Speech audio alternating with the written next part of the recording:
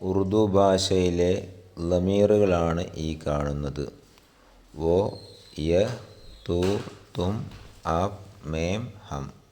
ഇവിടെ എഴുത്ത് വഹ് എന്നായിരിക്കും. ഉച്ചാരണം വോ. യഹ് എഴുത്തിൽ വരും, യ ഉച്ചാരണം വരിക, യ. വ, വോ. ഇനി കുറേ അർത്ഥങ്ങളുണ്ട്.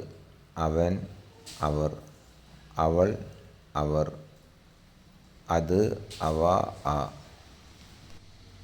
യഹ് ആവുമ്പോൾ ഇവൻ, ഇവർ, ഇവൾ, ഇവർ, ഇത്, ഇവ, ഈ.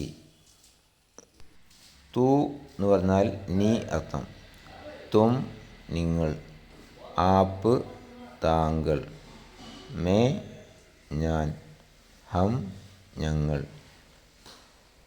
വോ, യ, തു, തും, ആപ്, മേം, ഹം എന്ന് പഠിച്ചു വെക്കുക.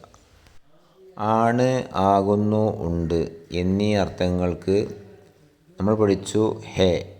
ഹേ ആണ്, ആകുന്നു, ഉണ്ട്. ഹേയുടെ മറ്റു 3 രൂപങ്ങളാണ് ഹൈ, ഹോ, ഹൂ.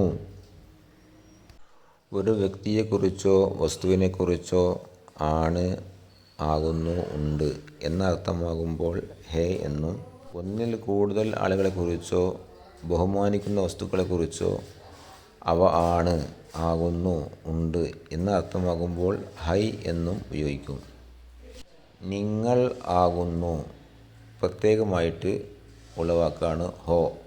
അപ്പം നിങ്ങൾ, തും, ആകുന്നു, ഹോ, തും, ഹോ.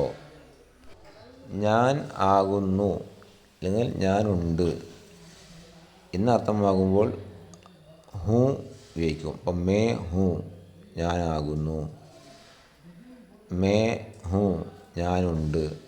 ഇവിടെ മേ ഹൈ എന്നോ മേ ഹേ എന്നോ ഉപയോഗിക്കാറില്ല.